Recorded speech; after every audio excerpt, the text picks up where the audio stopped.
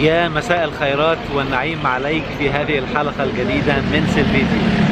وكالعادة بقول وحشتوني وحشتوني وحشتوني. الحلقة دي بسجلها من لندن، من شارع اوكسفورد ستريت، هذا الشارع الرائع المميز. هتكلم فيها يمكن في موضوع بسيط وعميق في نفس الوقت. بعض الناس ممكن يبقى عندهم لبس ما بين مفهوم اللي اتكلمنا عنه في قوة كلمة وتفكير، نسف الأصنام عشان تحقق أهدافك، ومفهوم تاني نسف التعلق. ايه الفرق بين الاتنين؟ فعايز يعني امهد شوية تمهيد كده عشان تبقى الصورة واضحة، وبالتالي تعرف تبقى عايش في الحياة صح. تخيل لو انت جايب جهاز كمبيوتر جديد، ينفع الشركة تسلمك الجهاز كده من غير ما يكون فيه اي داتا ولا سوفت وير ولا حتى برنامج موجود فيه؟ تسلمه لك لوح كده وخلاص. او الموبايل مثلا، تخيل موبايلك انت استلمته مفيش فيه اي سوفت وير، هو عبارة عن هاردوير وقطعة من الحديد شكله حلو والكاميرا جميلة، بس مفيش برنامج بيشغل الكاميرا. ينفع يتصل بس مفيش برنامج بيعمل اتصال. ينفع يصور بس مفيش برنامج بيصور. ينفع يعمل اي حاجة، يبعت SMS، يعمل اي حاجة، ولكن مفيش سوفت وير، مفيش برنامج بيعمل الكلام ده. هينفع تستخدمه؟ مش هينفع تستخدمه. ركز بقى معايا كده. كل انسان مننا اللي خلقه الله سبحانه وتعالى، خلق الكون، حط جواه سوفت وير، وركز معايا، في اجابات كل الاسئله، واتاكم من كل ما سالتموه وان تعدوا نعمه الله لا تحصوها. اجابات كل الاسئله موجوده جواك. لا يمكن توصل لاجابه السؤال اللي انت عايزه لو في العقل حاجه معرقله. الدين سماها اصنام. يمكن احنا اتبرمجنا في موروثنا على ان الاصنام دي عبارة عن تماثيل خارجية او اشياء بره، ولكن الموضوع ده للأسف مش صحيح.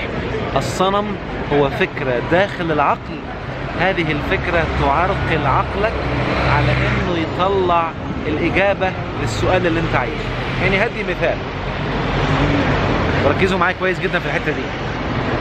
لما نبقى عارفين ان كل شيء في الكون ربنا خلقه بقانون الضدين او التوازن، التضاد، وعارفين وحافظين وبنردد دايما، وعملتها مره في اعلان من اعلانات الكورس قوة كلمة وتفكير، ان مع العسر يسرا. فاحنا حافظين ان مع العسر يسر، وان الكون مخلوق فيه الضدين. طيب لو مع العسر يسر والكون فيه الضدين، طب ليه في ناس عايشين في الضد السلبي بس، مستمرين فيه، مش عارفين يخرجوا للضد الإيجابي، مش عارفين يلاقوه مع العسر يسر؟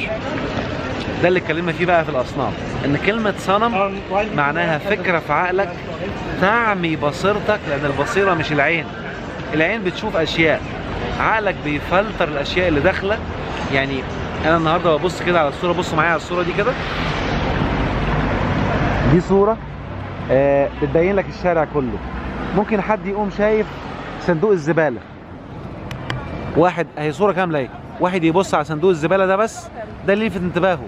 واحد يقول يا ربي ايه العمود الغبي اللي في الصورة ده اللي مانع جمال الصورة. حد يبص على الخضرة، حد يبص على السحاب، حد يبص على البيوت، حد يبص على شكل عربيات. الله، ايه العربيات دي؟ تصدق فعلا ايه العربيات دي؟ شكلها جديد وغريب. انا ما كنتش واخد بالي، بس انتبهت للعربيات. ركزوا معايا بقى. انتبهت للعربية فعملت عليها زوم، فلما عملت زوم عقلي لغى كل الصور التانية. انا لسه في الشارع خلي بالكم، بس عامل زوم على العربيات دي، فلاني عملت عليها زوم. ممكن حد يعمل زوم على البنات اللي واقفة بتصور. لما عملت زوم بصيرتي كلها بقت على عربيات، فالصورة الكاملة دي اختفت من الصورة عندي رغم انها موجودة. خلي بالكم كمان، انا موجود في الشارع، موجود فيه الجزء ده، وموجود فيه الجزء ده، وموجود فيه جوانب كتير من الصورة في نفس المكان. الله، موجود كمان محل كالر، موجود كمان محل فيه انتيكات ومبيعات، موجود فيه عمارات، موجود فيه صورة حصان رهيب رائع، موجود اسم بنك، موجود مباني كتير.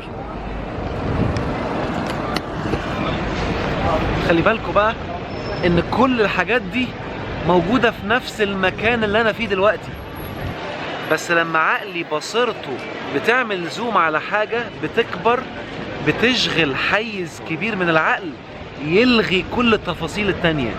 ممكن يكون في آلاف التفاصيل اللي موجودة حواليك عقلك لغيها عشان في صنم طالع. شفتوا صورة العربية لما كبرتها؟ الصنم ده مالي الشاشة عندك، فعاميك عن رؤية اليسر وعاميك عن رؤية المخارج اللي والله كل إنسان بيسمعني دلوقتي. Very nice والله. Thank you. ماشي بيقول لي very nice. إن عاميك عن كل المشاهد اللي أنت دلوقتي فيها. أنا كنت بحلف والله كل إنسان بيشوفني دلوقتي، وأنت اللي بتشوفني حواليك في الصورة المحيطة بيك مخارج، مش مخرج واحد، مخارج من كل اللي أنت فيه. بس مهم رقم 1 تكسر الأصنام، رقم 2 تنسف التعلم. يعني ايه كسر الأصنام؟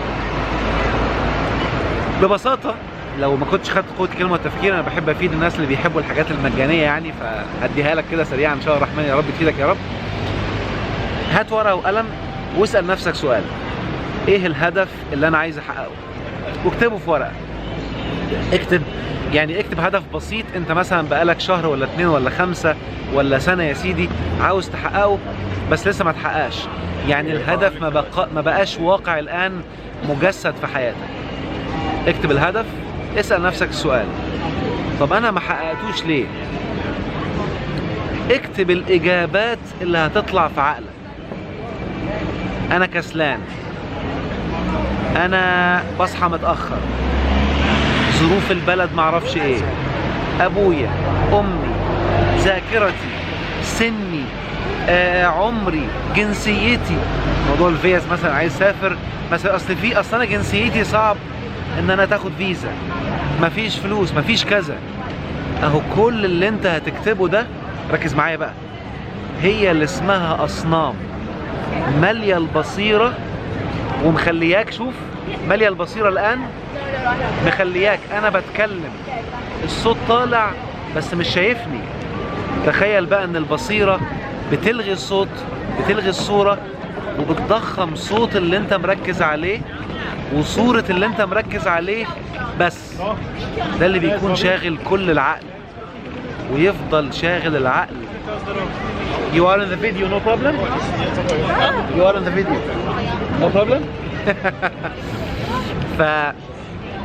بيشغل كل البصيرة، بتتشغل بالصنم اللي انت حاطه ده، فبالتالي عقلك ما بيحللش، ما بيفلترش، ما بيشوفش الفرص.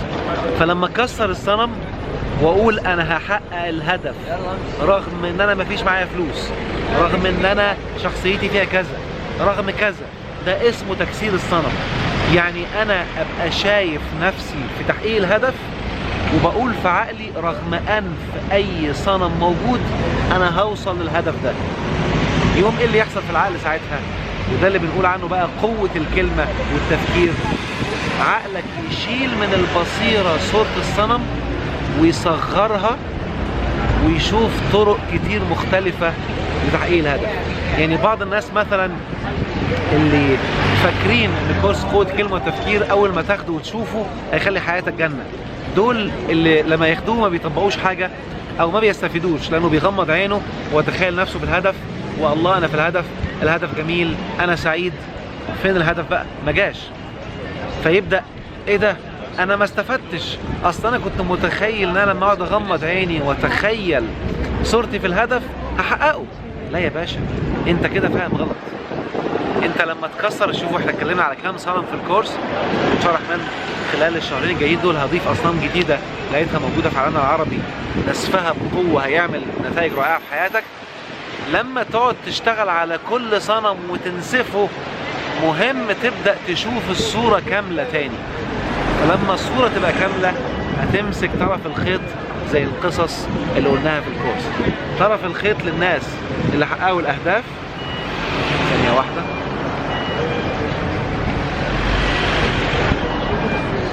بيني وبينكم كده أوريكم لقطة.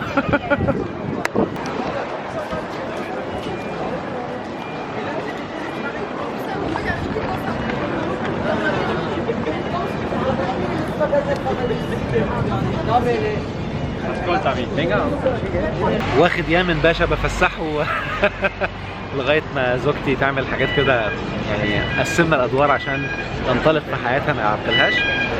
فالمهم لما انا انسف كل الاصنام دي يبدا عقلي يلقط طرف الخيط، فلما هلقط طرف الخيط هنطلق بقى اقوم اعمل حاجات زي ما قلنا في سعي نفس وسعي جسد، ده اسمه نسف الاصنام.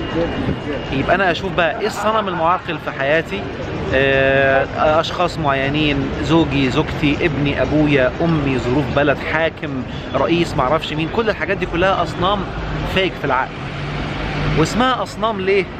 لان انت فاكر ان هتحقق هدفك عن طريقها، فانت بدل ما تبقى واعي انك هتحقق هدفك بمعية الله سبحانه وتعالى حطيت الصنم ده، يوم ربنا سايبك ليه. اللي بيعمل كده بيلغي معية الله رسميا، بيلغي توفيق الله رسميا، بيلغي تيسير الله رسميا لما بيعمل كده ومش واخد باله. فمهم جدا تبقى مركز فيها، عشان دي من اهم واخطر معلومات الحياة، وعشان كده حطيتها في اول كورس اللي هو الاساسي، كورس قوة كلمة وتفكير. طب ايه الفرق بقى ما بين نسف الاصنام ونسف التعلق؟ التعلق هو حالة الاتصال العالي الشديد بشيء او بصنم، يعني هي الحالة اللي بيكون فيها مشاعر عالية قوي وهموت على الشيء ده. يعني مثلا ممكن تكون واحدة عايزة هدف الاستمتاع والسعادة، كلنا عايزين كده، ده هدف اهو، فحط صنم ان انا مش هكون سعيدة ومستمتعة الا لما اتجوز، مش هكون سعيدة ولا مستمتعة الا لما اخلف، ده اسمه صنم. خلاص كده. ممكن تكون بقى مشغولة في حياتها ومركزة ومستنية تتجوز علشان تبقى سعيدة، مستنية تخلف عشان تبقى سعيدة، ده اسمه صنم. نفسي بقى اتجوز والموضوع شاغل حياتي واخد حيز من تفكيري كبير بمشاعر احتياج عالية قوي، هنا بقى تعلق بالصنم. يبقى لازم انسف الصنم وانسف هذا التعلق. حلو، فالاتنين مرتبطين ببعض. فالتعلق هو حالة المشاعر اللي فيها احتياج العالية قوي اتخطت، لازم اقول لهم عشان انا قلت لهم وهم وافقوا. فبعدين حد يشوف الفيديو على اليوتيوب يقول لا ماي برايفسي وما اعرفش الحاجات الحلوه اللي انتوا عارفينها دي. يبقى مهم انسف التعلق، ان انا ابقى شايف ان هحقق الاهداف ايا كان الوسائل المتاحه الموجوده معايا الان. رقم 2 بقى، لو لقيت بعض الاصنام دي في حاله احتياج شديد ورغبه رهيبه اللي هو حاله الفقر دي تجاهها، يبقى انسف هذا التعلق. يا رب تكون الصوره كده واضحه للفرق، هي شعره بس هو مهم قوي. يبقى الصنم هو عباره عن شيء، والتعلق عباره عن حاله مشاعريه تجاه هذا الشيء. الصنم شيء والتعلق مشاعر. الصنم شيء والتعلق عمليه انا بعملها، حاله ببقى عايشها مع شيء، مع صنم بقى.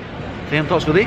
يبقى انا بفكك كل الاشياء المرتبطه بالمعرقلات، وانا يمكن لان من اهدافي في الحياه ان انا اساعد الناس تبقى حياتهم سعيده او ايسر لهم يعني الوسائل اللي يوصلوا بيها لتحقيق اهدافهم. فكل ما اعمل بيان كل ما اكون مستمتع، ويا رب اضفي على حياتكم متعه وروقان ونعيم. اكتفيت بهذه الحلقه ان شاء الله الرحمن وهذه المعلومات. هاخد بقى جوله بالمناسبه طالما في لندن، هصور لكم شويه لقطات كده من لندن الجميله بحيث تبقوا عايشين معايا. بعض اللقطات هسيب فيها الصوت الطبيعي بتاعها عشان تعيشوا في الحاله الجميله. أراكم بألف خير إن شاء الله الرحمن في حلقة قادمة من سيلفيديو. يامن عمل معايا حركة بالليل رهيبة، كنت عايزه يفضل صاحي عشان نوصل الفندق ينام بقى بعمق طول الليل، فعمل معايا الحركة دي. يلا نشوفها. يا يامن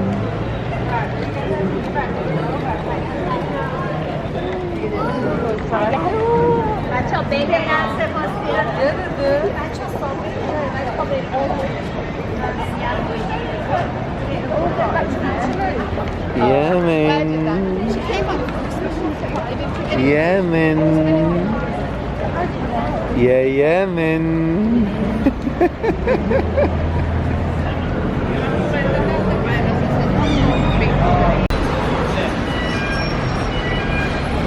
يا يامن كودي كودي كودي كودي كودي.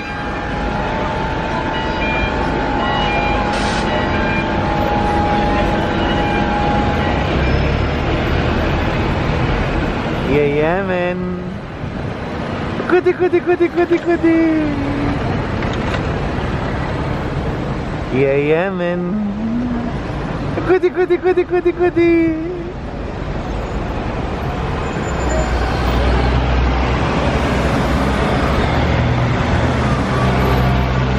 يا يمن. كودي كودي كودي كودي.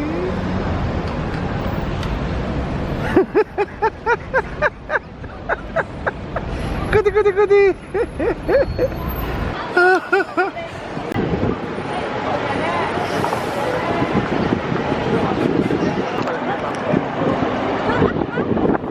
ايوه يا اهلا.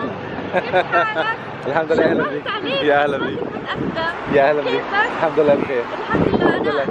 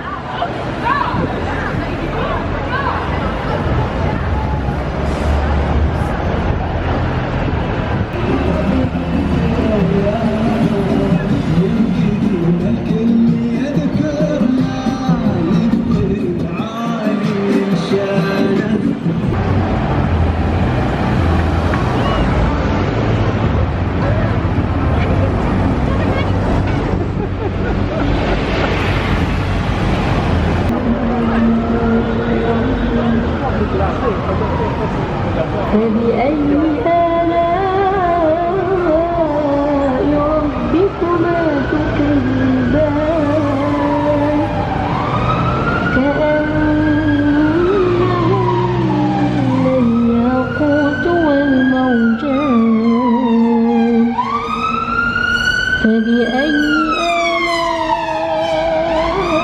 ربكما تكذبان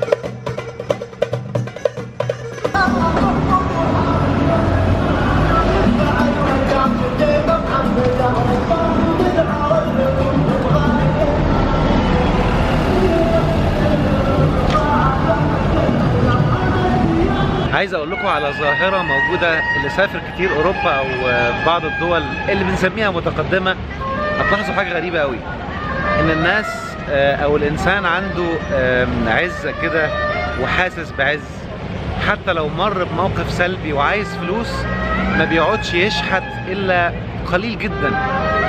بتلاقيه قاعد بيعمل مهارة، موسيقى، حاجة فن، حاجة فريحي، لان هما ناس بيحبوا الفرح وبيحبوا المرح، فيعمل حاجة مرحة، حاجة فيها جو بهجة كده، والناس اللي ماشية تديله فلوس، يغني، يعزف موسيقى، يرقص، يعمل اي حاجة مبهجة، ما يفضلش قاعد بيشحت بذل. لكن للأسف بعض الدول من غير اسماء في نفس المكان برضو هتلاقيهم واقفين بذل بيشحتوا من غير ما يقدم اي مهارة. هوريكم الفقرات اللي جاية بعض الحاجات من دي ومن دي، ويا رب الانسان يبقى فاهم انه عزيز حتى لو كان يفتقد للمال. كل ما عشت عزيز كل ما هتاخد اللي انت عايزه بعزة. دور جواك هتطلع مهارات تكسبك فلوس بعزة وبحالة من الرفعة والتكريم، مش بذل لغيرك بصورة سلبية تتذلل للناس أعطوك أو منعوك.